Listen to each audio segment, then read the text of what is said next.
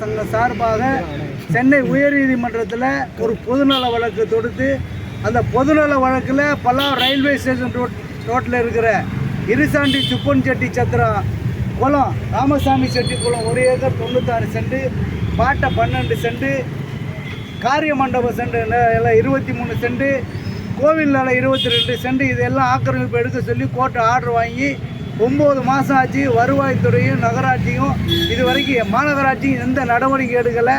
அதை கண்டித்து பகுதி மக்கள் மற்ற அரசியல் கட்சிகள் சேர்ந்து இன்றைக்கி தாசில்தார் அலுவலகம் முன்னாடி ஒரு ஆர்ப்பாட்டத்துக்கு வந்தோம். அந்த ஆர்ப்பாட்டம் இது வரைக்கும் நடத்தி இப்போ தான் முடிச்சிருக்கிறோம். தாசில்தார்கிட்ட பேசுனதுக்கு எங்கள் கோரிக்கை கூடிய விரைவில் நான் பேசி முடிச்சிடுறோம் அப்படிங்கிறது சொல்லியிருக்காரு. இந்த காலதாமதம் ஏற்படுறதுக்கு காரணம் யார்? இது காலதாமதம் ஏற்படுறதுக்கு காரணம் அரசியல் காரணம் தான். குறிப்பாக சொல்லணும்னா பல்லாவரத்தில் இருக்கிற கருணாநிதி, ஜோசப்பு இவங்கெல்லாம் அந்த போராட்டத்தை மக்கள் போராட்டமாக பார்க்காம ஆட்சிக்கு எதிரான போராட்டமாக பார்க்குறாங்க. அது ஆட்சிக்கு எதிரான போராட்டம் இல்லைன்னு சொன்னாலும் கேட்கல.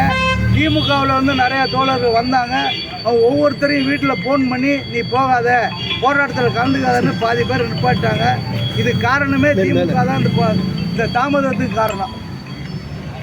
இது எவ்வளோ நாள் கோரிக்கை? எவ்வளோ நாள்? இது ஒரு கிட்டத்தட்ட ஒரு 3, 4, 5 வருஷம் கோரிக்கை. இது 5 வருஷம் கோரிக்கையாக இருந்து